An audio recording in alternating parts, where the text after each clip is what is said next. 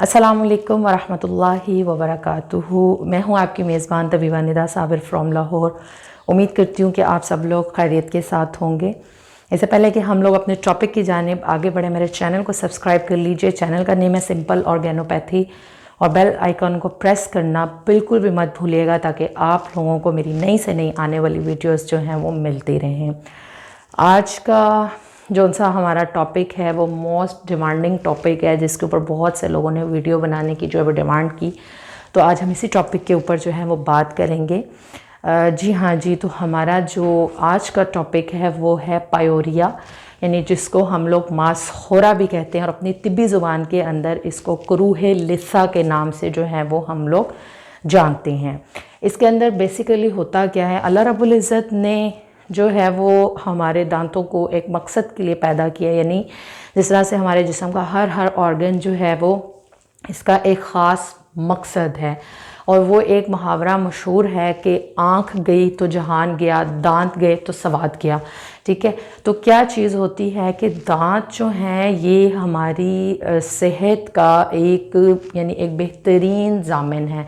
अगर हमारे दांत अच्छे हैं तो हमारी जो है वो सेहत अच्छी है, और दांतों की वजह से ही हमारे डिफरेंट ऑर्गन्स के ऊपर भी इसका जो है वो असर पड़ता है। इससे ना सिर्फ हमें मुंह के अमराज बल्कि हमें जो है वो हाजमे के मसाइल, हमें स्टमक के मसाइल, इस किस्म के मसाइल से भी दो चार होना पड़ता है।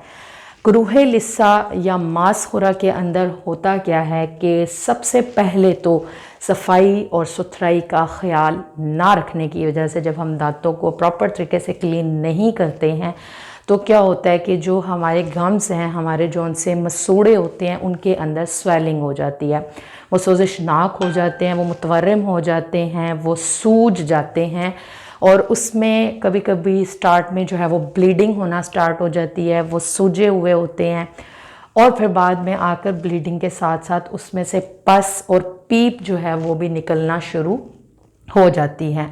आहिस्ता आहिस्ता जो है वो मसूड़े वो दांतों को छोड़ना शुरू कर देते हैं, यानी उसके ऊपर मांस जो है वो कम होना शुरू हो जाता है। दांतों की जड़ें जो है वो कमज़ोर होने लग जाती हैं, उनके जड़ों के अंदर सुराख हो जाते हैं, और उसमें से जो है वो पीप और खून जो होता है वो रिसने लगता है।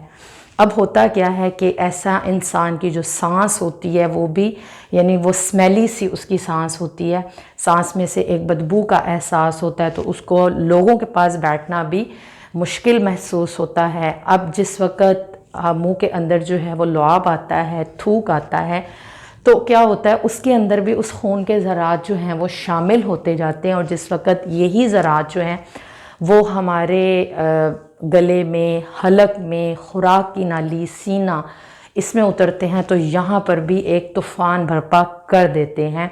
इसलिए उसके साथ साथ मज़ीद मसाइल जो उनसे होते हैं वो बढ़ना शुरू हो जाते हैं। ठीक है जी। और जिस वक़्त जो है वो स्टमक में जाएंगे तो हमें बदहज़मी का प्रॉब्लम, कॉन्स्टिपेशन के प्रॉब्लम, इस तरह के मसाइल का भी सामना करना पड़ सकता है।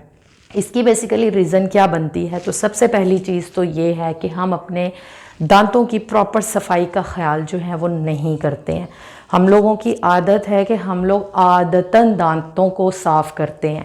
ठीक है, यानी सुबह उठ के एक रूटीन है, हम बस दांत साफ़ करने हैं, हम उनको पेस्ट कर लेते हैं, हम उनकी मजबूती का और उनको अच्छे तरीके से किस तरह से रखना है, हर खाने के बाद जो है वो कुल्ली करनी है, रात को सोने से पहले जो है वो दांतों को साफ़ करके सोना है। मिसवाक का इस्तेमाल जो है वो इंतहाई ज़रूरी है, जो कि सवाब का सवाब है और सफाई की सफाई है। ठीक है जी, तो मिसवाक का एहतमाम जो है वो ज़रूर करना चाहिए। इसके अलावा इसके असबाब में जो उनसे डायबिटिक पेशेंट होते हैं वो भी इसका सबब बन सकते हैं। बहुत ज़्यादा खट्टा तुर्श चीज़ों का इस्तेमाल करना, उस वजह से भी ये प्रॉब्लम का सामना करना पड़ सकता है। शदीद कॉन्स्टिपेशन की वजह से भी लोगों में ये प्रॉब्लम होता है।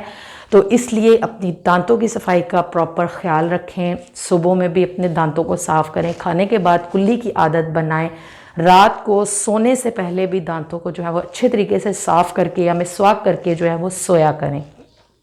कॉन्स्टिपेशन को जो है वो बिल्कुल ना होने दें।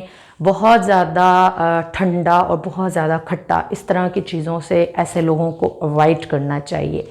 ठीक है जी। अब यहाँ पर मैं आप लोगों को एक जो है वो हर्बल पाउडर बताती हूँ जिसको आप लोगों ने रेडी करना है, और इससे इंशाल्लाह आपके दांत जो हैं वो मज़बूत भी होंगे, उनकी जड़ें भी मज़बूत होंगी, उनमें से पीप और पस आनी भी बंद हो जाएगी। आपने इसको पूरे यकीन के साथ बनाना है और इस्तेमाल करना है। उसके अंदर जो जो चीज़ें आप लोगों ने ऐड करनी हैं, आप इसके अंदर ये जितनी चीज़ें हैं हम वज़न मकदार के अंदर शामिल करेंगे, तो उसके लिए आप लोग नोट कर लीजिए। आप लोग डालेंगे इसके अंदर आकर करहा। नंबर 2 में आप इसके अंदर ऐड करेंगे काली मिर्च। नंबर 3 पे आप इसके अंदर ऐड करेंगे लौंग। नंबर 4 पर आप इसमें ऐड करेंगे नौशादर। आप लोग जो है चाहे तो घरेलू नमक भी इसके अंदर शामिल कर सकते हैं, ठीक है जी। इसके अलावा इसके अंदर जाएगी फटकरी बिरियाँ, ठीक है जी। इसका पाउडर तैयार कीजिए, हर्बल पाउडर है। इसको बनाने के बाद आप क्या करें कि जिस भी जगह के ऊपर ज़्यादा मसला है, अपने दांतों और दाढ़ों में उंगली की मदद से या ब्रश की मदद से ही आप इसको अच्छे तरीके से जो है वो इसके ज़रिए से ब्रश कर सकते हैं। 5-6 मिनट्स के लिए इसको लगा भी रहने दे तो अच्छा है, और उसके बाद जो है वो कुल्ली कर लें। तो दिन में 2 मरतबा 3 मरतबा आप इसका इस्तेमाल करें, इंशाल्लाह आप इसके बेहतरीन रिज़ल्ट्स पाएंगे। सफाई सुथराई का ख्याल रखिए, जो एहतियाती तदाबीर बताएं इन पर अमल कीजिए। मुझे अपनी दुआ में याद रखिए। अस्सलामु अलैकुम वरहमतुल्लाहि वबरकातुहू।